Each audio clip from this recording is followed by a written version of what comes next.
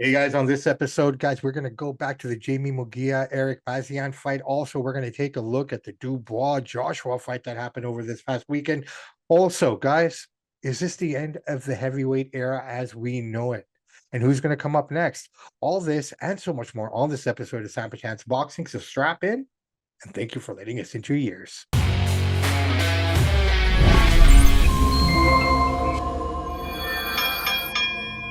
Hey, everybody, welcome back to another episode of Samp&Chance Boxing. I'm your host, Bobby Sampson, joined as always, my man with the master plan, Mr. Chance Michaels. Mr. Michaels, how you doing, buddy? I'm doing pretty good. How about yourself? I can't complain, man. These are live things that we're taking care of. I'm just bringing up the timer, get it going. It is Thursday. It is Friday Eve. Wow, man, the week is just flying by, man. How you doing? Doing pretty good. Pretty good. Yeah. Yeah, weather's kind of crappy, but it gives us a justification to stay inside and watch television and hockey season, preseason. I mean, Yeah. they show all the preseason games now. All the preseason big business tonight. Actually, in Abbotsford, the Vancouver Canucks are playing the Calgary Flames. Oh, okay. They played the What about Kraken last night. I don't know what the Yeah. result was, but I mean, that was their first preseason game. What did they do? 10 preseason games or five? I don't know the exact number. That's a great question, actually. I think it was between 5 and 10. I'm not sure, right? But I'm not sure. yeah. I mean, I guess preseason to me now is just more of trying to figure out your line combinations and just taking off a little bit of the rust. I mean, Pretty much. no, everyone comes into shape. No one's out of shape, if anything. Not nowadays. No. No. Back in the day, training camp was legit training camp. Everyone came back fat, They right? took the summer off. Now these guys train all year round. They don't stop. Yeah, they have to just to compete. Yeah. Speaking of competing, man, let's get right into it. Jamie Munguia, his first fight back after losing to Canelo. He fights Canadian Eric Bazinyan. Interesting fight, man. Let's get right into it. I thought personally, right off the get-go, the first four, everything up until the ninth round, this fight was pretty even. In fact, Was good. I feel that maybe even Bazian was kind of leading a little bit over this, right? I mean, this fight to me was the story of the jabs, right? Who was going to give up first? Who was going to slow down first? And 10th round, man, there you go. Jamie just took care of her, and that was it. Like power and speed, everything, man. Your thoughts on it? Well, when Munguia turned it on, he sure turned it on there. But like you said, it was a close fight. Eric was holding his own. I mean, I was cheering for him because he's a Canadian, right? I mean, Munguia is a good fighter, but I don't care if he wins or not. Yeah. Munguia looks good. So now we're back to hyping him up at that top level again. When he fought Canelo, he didn't look very good. So that he had to come out there and finish. He did what he had to do. He came out, he finished his opponent, he knocked him out, or TKO, whatever. And he looks good, man. He's scary. So now he's going to be in line for a big fight. Who does he fight next? I don't know, but well, I mean, he did what he was supposed to do. Yeah. Well, I think he came in a little tentative as well, right? He just came off a defeat. He's coming up against the guy, and he didn't take lesser competition. Eric Bazian is competition. Yeah, he's a he's legit legit guy for the division. He's no tomato can. No, he's no tomato can at all, man. No soup can, right?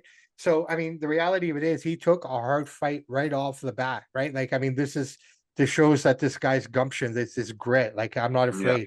Like, yeah. And, this is what we said about the Berlanga fight as well with Canelo. Both guys didn't do what they were supposed to because they became defensive. Once you feel one of those Canelo shots, I don't care how old he is. It's hard to do what you're supposed to do when you're getting hit with that power, and Canelo shells up so well. Like, what do you do? Right. So, you saw that with Berlanga, and you saw the results of what he was able to do when he didn't have that fear. And I don't want to call it fear, but that trepidation or that for sure. Being hesitant with it all. But ultimately, like I said, it was a close fight. I almost feel that maybe he was giving Eric a little too much room to work just to, so he was, being smart about it. But when he saw that opening, he took it and he did what he had to do, man. I mean, it was a fair fight. And just to be fair, he called out Berlanga and Plant for his next fight. I was just about to say, Munguia versus Plant is probably the bigger fight than Berlanga. Berlanga's coming off the loss. Plant's coming off the win. Great fight against Macombi. So Munguia versus Plant would be good. And then, winner of that could have a big fight again. Well, I think right now the best thing for him to do is that Plant Munguia fight looks perfect. Berlanga needs to fight once now after this just to see where he is, right? Yeah. And kind of go from here. Like we said, you got two guys who have the potential of taking that mantle next, right? In terms of how they rebound back from this and what now. Right now, it looks like it's Berlanga, or it looks like Munguia. I have to see what Berlanga does in his next fight, how he rebounds and what he does. The only problem is Munguia and Plant could have a great fight. Neither one of them is going to beat Canelo. They both had their chance. They both didn't do it. So it'll be a great fight though, and then we'll see what happens from there. I would favor Munguia slightly, but you never know. No, I agree with you completely, man. I'm totally in agreement with that as well.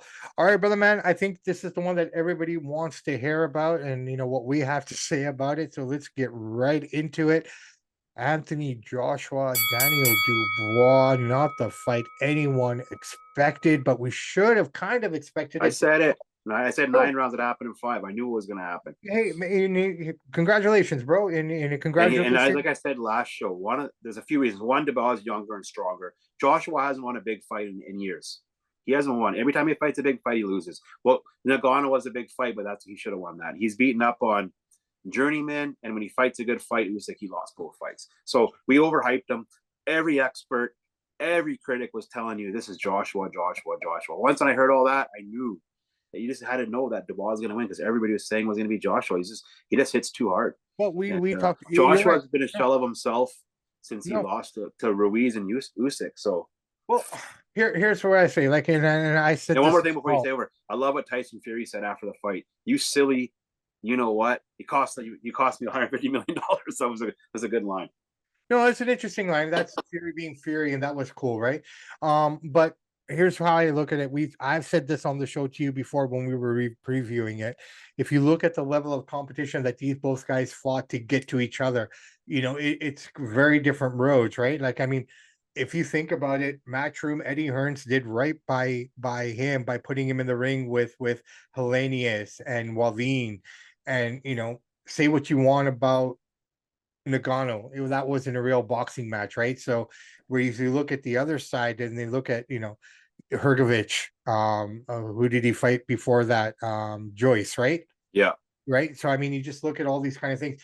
Dubois' road was scarier to get back to that point. And ultimately, like I said, I think Joshua could have won this match. He had him shook up in that 5th round. He did, he truly did. But he was not prepared for that onslaught of pressure right from the get-go. And if Yeah. he ifs and coulds, you know, doesn't apply here, but if he didn't get hit with that shot in that 1st round, maybe we're talking a different fight here right now. He never recovered from it. He looked really beyond amateur. Why were you The thing fighting is, a with your couple hands things here. down? I learned this from sports betting for a long time. All the experts and all the critics tell you this is going to happen. The opposite always happens. Yeah. We've been hyped, well, not me, but most people have been hyping up Joshua so much. They love Joshua. He's the greatest. He's all this. He's back and all this. He never was back. He was being average guys at best. We hyped. No. They did a smart play of how to get him back to this level. He's done as and- far as championships, as far as that goes. Now I think next Dubois needs to fight Parker.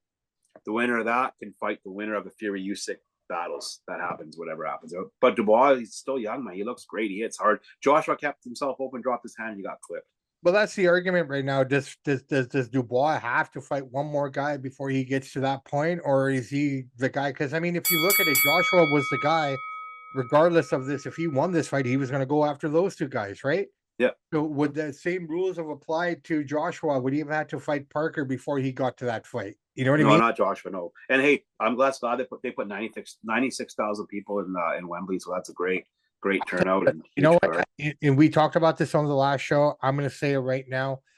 UK boxing scene is way bigger than the North American scene on any given day. There's nobody North America side that could fill a 96,000 stadium. No one. Probably not that, but we still sell more pay-per-views here, which is weird on the big guys. Well, yeah, but I mean, the pay-per-view sales are different here, this and that. But in terms of filling an arena, and the closest thing we would have to that is Dallas Cowboy Stadium, right? Yeah. And Canelo is the only guy that's even come close to filling that up. Yeah. Right. I don't think there's anyone. But we got so many other sports here where the UK doesn't have as many sports as we got, right? We got so much to choose from here. Yeah, but we're a boxing show, so that's where my focus is, right? But even I'm just saying there's a reason why all the fans go there is because they don't not jealous. They got soccer, they call it football, you got boxing. What else? They don't got ice hockey, they don't got pro baseball. We got so much here, right? Well, they got a lot there as well, but we just not this level though. Well, no, you're wrong. Cricket is bigger than any of the North American. Well, cricket, but they don't have as many sports. They don't play American football. They don't play baseball. They don't play ice hockey. They do. They play a lot more.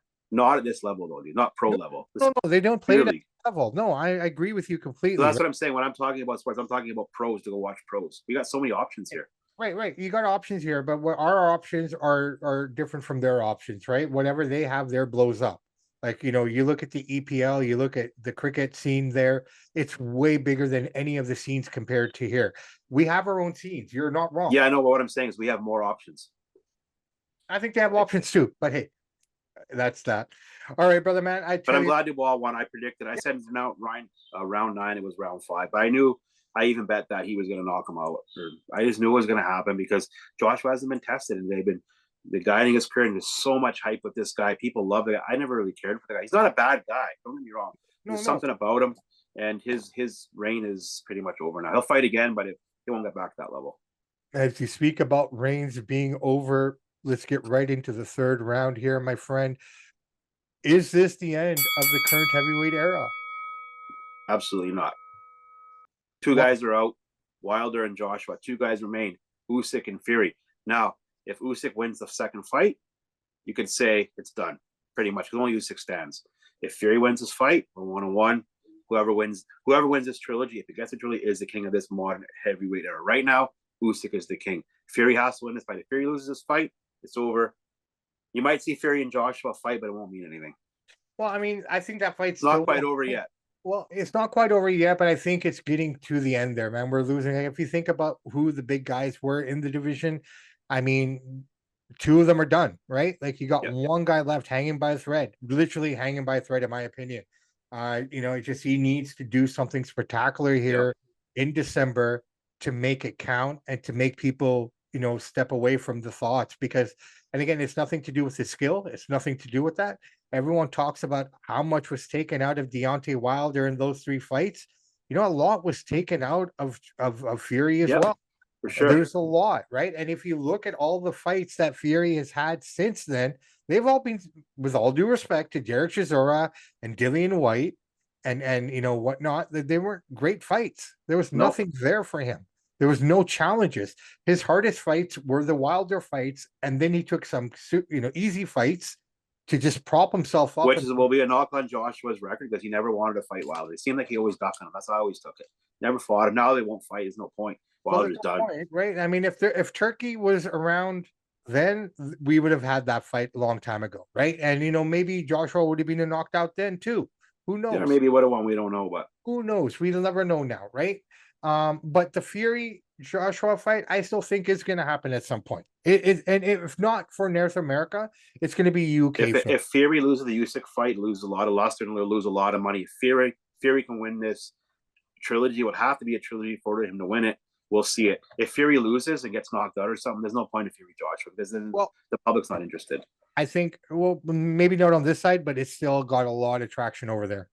It won't get as many people when they're both guys are getting knocked out. I'll bet you if that fight ever happens, they'll sell at Wembley. I don't think it's ever going to happen because I got Fury winning the next fight, and it's going to be drag out. Years, you're going to get to the old 2 guys at the end of their career are going to fight. That fight's going to happen eventually. I don't think it ever happens. We'll see. I think so. But here's the interesting thing. So if I'm Joshua's corner and his manager's time, you step away. You're never going to get the belts again. You've been knocked out a few times. You've never won a big fight. When was the last time Josh won a big fight? 5 years? 4 years? We've been sitting here hyping this guy up. All the people, oh, he's so great. He's so amazing. But the guy never does anything. Yeah. I never understood the guy. Well, great guy outside of the ring. I'm talking to him professionally, right? No, I mean, when's his last big win? Exactly. Well, I mean, for me personally, it would have to be Klitschko. If I have to think about it. That's going back a long time, dude. No, that's what I'm saying. But you just look at the quality of the guys that he's fought after that, right? I mean, just based on everything he's done after that, like he's looked dominant, he's looked good.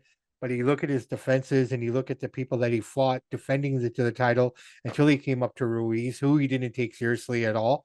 And that's why they cost him, coming back the second time and beating him was probably the second fight against Ruiz was probably his greatest fight. Because after that, right? Because after that, then he fought Pavokin and Puvlev and stuff like that, guys who were just basically done, right? Like on the back end, yeah. On the back end of their careers, and But I want to see Dubois. I think we're going to see Dubois versus Parker next. Parker was talking about it, and then they can have a fight until we figure out who wins between Joshua. I think that portion of it becomes really, really interesting now because here's the deal, man. All the competitors are from Frank Warren's camp. right? Yeah, but the money's there, they'll make it work. No, they'll make it work. But I mean, Parker, you're right. Joseph Parker deserves a shot. If anyone's come back from redemption, it's him as well. I mean, he's kind of traveled the same road as Dubois. So I mean, he's due. He's due, right? Like, I mean, he dominated Deontay. He beat up Zhang. Yep. If anything, those say what you want about Deontay Wilder, those are still harder fights than even what Daniel. Why don't we, maybe we'll see Parker versus Joshua. Maybe Parker wants to revenge his loss. He lost to Joshua in 2018. Maybe they can do that. I think you're gonna see by the end of this year, maybe on the Tyson card, you're gonna get Parker and Dubois. Maybe.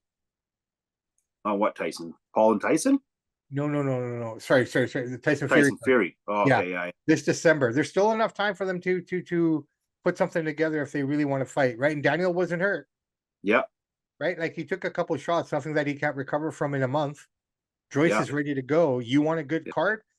You put those two under there, and then the winner of that takes the winner if possible, right? Like, and don't get me wrong, Joshua's a great man outside of the ring. He's first class. I'm just talking about how he's ducked Wilder for all those years. They kind of carefully crafted his career. And anytime he has a tough fight, besides Klitschko, he loses. Well, hey, I mean, a lot of that has to do with Eddie Hearn and the promotion team around. And I get it. He's your money man. He wants to get smart. I don't blame him.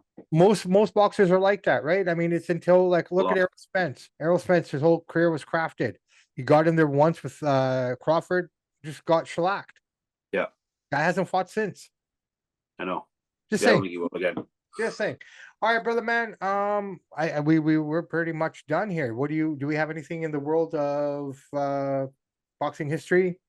Canadian yes, this week in boxing history, big upset, 2004. Glenn Johnson TKOs Roy Jones Jr. to take the IBF championship belt from Roy Jones. Big upset. Great fight. It's on YouTube. Go check it out. Awesome. And you wanted to talk, and I'm putting you on the spot here, but you mentioned something to me last night while we were doing the production here. Something about Turkish. What did you have on your mind? Or do you I was just gonna say, man, the guy has been absolutely amazing for the sport of boxing. He needs to stop all these national anthems, though. That needs to stop. Okay. Only in the country that you're in, you should do it. Every fighter doesn't need their national anthem. That's what UFC does. What country you're in, we sing the national anthem. You're done with it. The only problem I don't like about the Turkish is before we get to fight the main event, we're waiting half an hour between the co-main event and the main event of boxing. That's way too long. Well, I mean, but he's a great matchmaker. He loves the sport. Yeah. He's a great businessman, and I'm happy he's here. Trying to do, and I agree with you. I think what Turkish is trying to do on that aspect of it, that long gap between the two. If you look at that card, it went pretty fast, right? Oh, speaking of that, yeah, and I got to say, old man. Mr. Liam Gallagher, he sang pretty well. He looked pretty good. Great opening act or whatever. Did he open the show? He opened the show, right, Liam? No. Or was it before the main event? It was before the main event. Yeah, and that was smart because that is filling that gap. But that's what they do. That's what they've done in the past. So what he tries to do is bring some entertainment as well, right?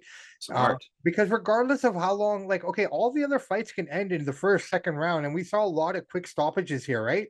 So, I mean, the essence is they already know what time they're going to go on. Mm-hmm. So regardless if the whole card finishes in an hour and a half, you may have to wait an hour almost for these guys to come out now because they're going to come out at their scheduled time, right? And yeah, I get that. Always ready. So, but what they do here is they already have this set up, and I'm glad that you liked it because I had my guard up. I was ready to fight you because you know how big of an Oasis fan I am. Well, I love Oasis. I just say they're not exciting live. No, yeah, but so that's why I was getting prepared. Like, I was sitting there watching this, man, thinking, okay, here's my thoughts when I see Liam Gallagher. Smart that he played the hits. Nobody wants to hear the new stuff. Hey, his new solo album is great, but nobody cares about it. Let's just be honest here. They want to hear the hits. He played the hits. My thing with Oasis, and I love them. They're one of my top 15 favorite bands. But 15 standing around. You have Brian Johnson at 75 years old, and he moved, and Angus moved more than one song than these guys do. I don't like that. I get it's their style, but for me, I find it lazy. I get it, but that's just the Oasis. The songs are great, right? That's just the Liam. That's just the way Liam Gallagher. That may be his style. That's fine and dandy, but to me, that's lazy. And their shows are really short. They never go more than an hour and a half. No, because they play the music and they go home. That's what Well, you that's want. the thing. But ACDC going 2.5 hours. They got such a I big get it, catalog, right? but they do the big production and everything, right? Exactly. Oasis, It's a show. but Oasis just comes out. The show is the music. That's what I love about Oasis is they don't like and nothing away. Like I love big production. I think it's great. Don't get me wrong, but they're one band that just focuses on the music, right? Maybe we'll see some different stuff with Well, these shows. goddamn, can they move 2 feet? Like, it's just like, That's hey, just Liam's who a he great singer. is. He sounded good. He's Right, aged right. well, That's but just who he is. they're never going to be an all-time great live band because they don't have that energy. That's Well, just simple. But hey, he did great. I'm not yeah. knocking him. He did good Okay, good. songs. I'm He glad. sounded really Because good. I was ready to put on my gloves, man, because I was going to defend them, man. But like But those songs are good. But you put ACDC out there and they blow that guy out of the water. They always couldn't even carry their bags. yeah, maybe I don't know. You hear that Maybe. guitar sound, they start dancing, and you hear that, you just can't beat it. But you know what? They're in the UK. Liam Gallagher, Noel Gallagher, Oasis. They're rock gods for their country. Well, Uh, I wouldn't quite go that far. They're not up their there with Paul country. McCartney and Mick Jagger. No, their country. I mean, I put them over the Beatles for myself personally. I've never been a fan of the Beatles. But they're but they don't have the you may like them better. You could say you like a band on the street better than the Beatles, but Beatles, Stones, Zeppelin, those are the big no, three. no, they've had Floyd and longevity. Queen, Yeah, they've had longevity. and Oasis is not in that ballpark Um, for the top five. No, not even close. Record sales, ticket sales, they don't match them. That's how you judge a band, right? no, I get it, but they've had a longer. The bands that you're talking about have had, and I like them all. Not Stones. No, no, I like them all. Don't get me wrong. I like every band that you Liam Gallagher will tell hold you on, hold on. his two favorites are Mick Jagger, John Lennon. No, no, no, and that's fine. And I'm not disagreeing with anything you're saying. I get it, but they've had a longer run too overall. Just all Well, I'm they've been gone for 15 years. well, they're back now, man, and they did a great show. I was really happy. Oasis is great, but they're not a top 5 UK band. They just don't have the catalog or the ticket sales. For me, it is just because I mean my bands are just. But I'm not going by my favorites. I'm going by album sales and ticket sales, right? Okay, if you're going factual, yes. Yes, they're not top 5. Okay, so you're going factual. Okay, fair enough. Yeah. All right, fair enough. Let's clarify that. All right, let's be honest. Freddie Mercury would eat Liam Gallagher for lunch on the stage. Oh, 100%. I'm not going to disagree with that, right? I love Oasis. Don't get me wrong. Yeah. Turkish is doing a great job. Great idea. We got another rehab card coming up here in December, so looking forward to that as well. That's we got the Bivol one coming up first. Bivol better be gonna be great. Yeah, so we got that card coming up here as well. So we're getting close. Today is the press conference for the kickoff for this thing. I'm actually excited for this fight. That's going to be a great. It's going to be a great fight. We'll get into that a little bit more as we get closer to it. But guys, I tell you what, it's time to wrap this puppy up and get on the road and get to our daily lives and get back to everything that we do, man. So I am Bobby Sampson. He's Mr. Chance Michaels. And in the words of the great ACDC, those that download, like, and subscribe to the podcast, we salute you. We do salute you. We do salute you guys. It's a long, well, no, it's not a long weekend, but the weekend is here upon us. It is a long weekend. Monday's a holiday. What's Monday? Truth and Reconciliation Day. Not for everybody, man. Only the government gets that off here. Well, it's a stat holiday. Kids are off of school and everything. No. Meaning like schools get it off and government gets it off. Yeah. The average Joe's will go to work. Yeah. Right? The people who need to celebrate this, they don't give the day off to. Yeah. The people who made this mess are getting a day off. Go figure. I know. Right or wrong? Like, okay, great for the kids to have a day off. I have no problem with that. But come on, man. The government is not our current government, but I get what you're saying. You know, like, so how come it's okay for government employees to have to get the day off? Why not give it to everybody? It should be a stat. Yeah. It's one of those kind of things. And just for people who don't know what this is, in Canada, it came out recently in the last few years anyways, that they found it. And this is technology, right? I mean, technology has to catch up to allow this to happen. Otherwise, we would never have known. They were able to scan underground and they found all these graves of children from the residential schools. So basically the government had taken these children from the Aboriginal homes, their traditional homes, brought them into English schools and just went through them like nobody's business. As much as everyone thinks Canada, well, there's a little more than that, but yeah, that's it's a gist. There's a lot more to it. But bottom line is, they found these mass graves of all these children that went missing, disappeared, and I'm not going to get into the details, but that's basically what this Truth and Reconciliation Day is all about. Is for people to think about the bad stuff that happened and all these things, right? So it's a good idea. It's a nice gesture. I get it. But I think it should be for all the people, not just a segment of the government. and obviously the schools, Yeah. right? That's all I'm going to say. Not saying we need a day off or anything like that. It's nothing like that. But if we're going to push that narrative of thinking and this and that, why not give it to the people who are actually paying all your bills? That's Well, all I got to say about that. when you got a moron, we got a moron of a leader that we have, would expect. When all this kind of happened on his watch, right? And it pains me to go against this guy so much because I really, just he's giving me no choice, man. Like, the guy's got to Well, it go. doesn't pay me to go against him at all. He's a complete putz. You never were with him, right? Like I was with him. I Never. walked No, with I always knew better. I always knew what he was. him. Yeah, fair enough, man. All right, brother, man. We're not a political show, but that's basically it. So Monday is a day off for everyone. So if you work for the government and if you're a student in school or if you have kids in school, I hope you guys have a nice long weekend. For the rest of us out there, guys, work hard, follow your dreams, don't give up on what you believe in. Because at the end of the day, success is not measured by the people around you. Success is what you do and what you put into it. So if you're standing around thinking it's going to come, it's not going to come. You'll stand there Yep. forever until you die. You got to work hard. We work hard. We try our best. I'm not tooting our horn. I'm just showing you this as an example of working hard. On that note, Samp and Chance are out. Good. Yep. Yeah, it's good.